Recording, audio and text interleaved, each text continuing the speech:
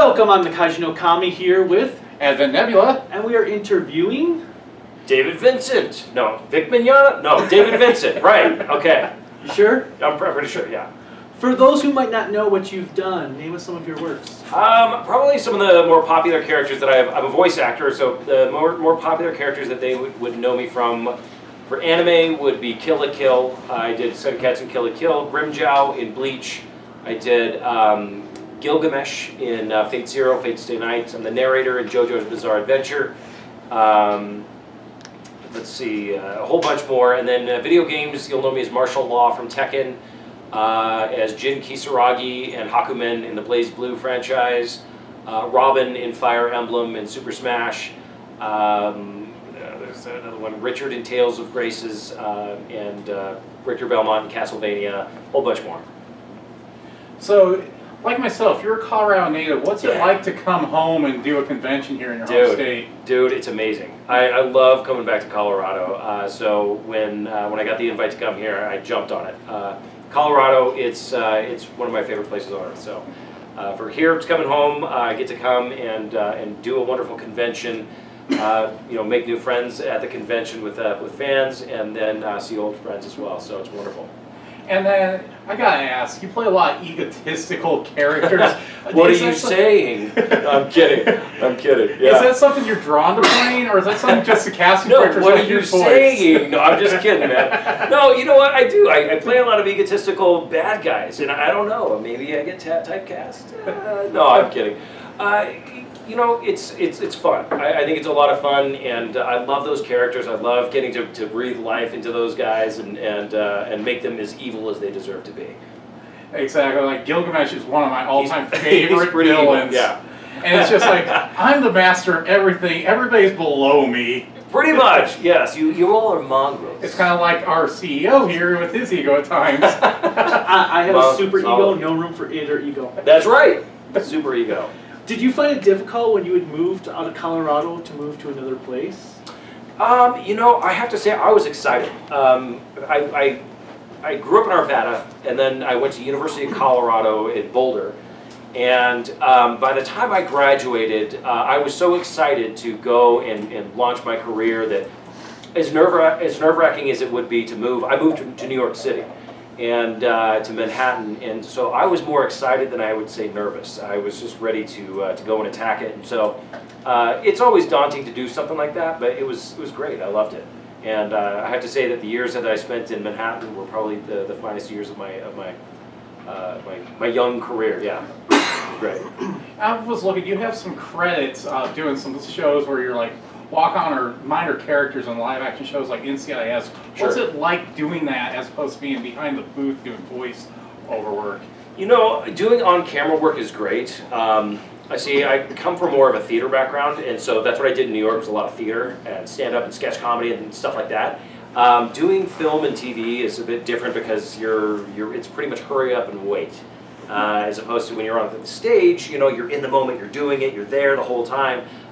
When you're on set, you're in the moment and cut. You're in the moment and cut. Then go wait in your trailer. Then come back and then do your in the moment and then cut. You know, and so and you're there for hours and hours and hours, the days. And so that's a little bit different experience. It's still fun, and I really enjoy it. But it's just a different experience than being in a sound booth when you're recording a cartoon or an anime or a video game where it's all action, and it's just quick turnaround. So you get to jump in and out of the character very quickly. I imagine it could be very tough and jarring when you're just getting pulled away at that then. Yeah, as opposed to where like when you're doing a voiceover, you know, you're in, you do it, you stop, you don't have to leave. You know, you're just there, you wait until the next one and go. Okay, and you're doing it again. As opposed to when you're doing a TV show, you stop and then you leave and go to your trailer, and then it's 5 hours later, and then your next scene isn't until 10 o'clock at night. You know, so it's just it's a different experience. And you only get to act with your voice when you're doing voiceover work as well. So what would you say to kids that, because I have a lot of students that are looking, some of them love anime and they love video games, they want to be voice actors. Yeah. What type of advice would you tell them to pursue those goals in mind? What I would say to young people that are wanting to get into the industry is make sure is number one, you can do anything you put your mind to, so go for it. If it's something that you really want to do it. 100%. Just make sure it's something you really want to do. It is a challenging career. There's a lot of challenges. It's very, very competitive. But just do it for the love of it, and do it because you really want to. And don't let anybody discourage you from pursuing your passion. Do all the theater that you can while you're in school, because that's the best learning ground, launching pad and learning ground that you're going to find. So with dealing with theater work also in your background, is there any kind of advice you can give to these young people on when they're doing the high school theater or even college theater, what steps they should take and pursue at first? Yeah, it's just audition for everything that you can. My first foray into acting was on the stage at Arvada High School, a few miles from here. And so, that's what I would say is just get on stage, go and do that theater. It doesn't matter, you're young at this point. This is where you learn, and this is where you're gonna, figure things out, and this is where you're gonna discover yourself, what you can and can't do. So 100% get on stage, and whenever your school posts those listings for those auditions, do them, because it's a lot of fun, and I promise you, you won't regret it. And it seems like you just have this love and passion for everything you do. Is there any kind of dream role that you have out there right now you would have loved to have gotten when you first got into acting a career? All of them. Yeah, all of them. No, I'm just kidding. No, seriously, it's tough because you, as an actor, you're going to audition, and 99% of the time you don't get the part. So what I would say for young people actually who are watching this is if you're going to pursue this as a career, understand that your job as an actor is to audition. That's your job. The actual acting part, we can get the job, that's the gravy. So yeah, but yeah. Have you ever had a very satisfying experience being with the career choice you have chosen? Yeah, a satisfying experience being with the career that I've chosen is doing conventions. Conventions were never on my radar. It never occurred to me. I didn't even know that these existed until I started working in animation and in anime and things like that. And then I discovered it, and it has just been an absolute joy. It's wonderful to go and travel to different cities and to get to meet fans who are fans of the work that you do, and be able to enjoy that and talk about it, and just enjoy each other and make new friends because of it. So for me, it's very, very special, and I've had some very amazing experiences, very touching moments, in having fans tell me that the stuff that I have done that has affected them positively it means the world to me. Oh, yeah, that's very awesome to hear. Anything else you'd like to add? Well, being that you've been obviously then all over the country. Do you have a favorite place that you love visiting? In the States? Gosh, I love it all. That's honestly, again, one of the bonuses is I've gotten to travel extensively around this beautiful country, and have gotten to see so many wonderful parts of this country that I never would have gone to. I never would have gone to Baton Rouge, Louisiana. I never would have gone to Pocatello, Idaho. And going to these places and going and being able to have feet on the ground and meet the community and do things there has been amazing. Favorite parts of the country, Colorado, hands down. I mean, this place I'll always consider my home. So Colorado is top notch. I love the Southeast. I love Tennessee. I love Missouri. Areas like that, just because of the aesthetic beauty of it. I just think it's gorgeous. I love how green it is. I mean, there's not many places in this country that I wouldn't want to be. It's just a beautiful country. Yeah, it's just like being from Colorado. It's like this is always going to be home, and I can relate to you with that there. Yeah, it's always going to be home. Well, I'm originally from Buffalo, New York. Yeah. Moved here in 2006, and I love it here. Yeah.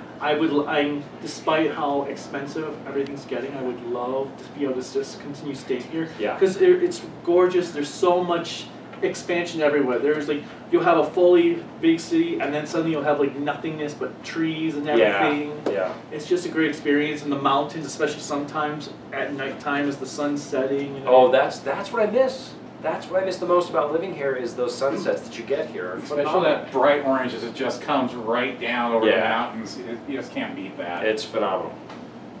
Do you have any places on social media that people could find you at? 100%. Yes, please follow me on Twitter at David Vincent, VA for voice actor. And then you can also follow me on Instagram. I'm trying to be better with Instagram. It's at David Vincent VA. And then of course Facebook as well is at David Vincent VA.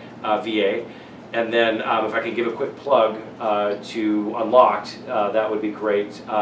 Fellow voice actor Bryce Pappenbrook and I started a company a couple of years ago, and in the last 6 months we released a beta on iPhone, and it's called Unlocked.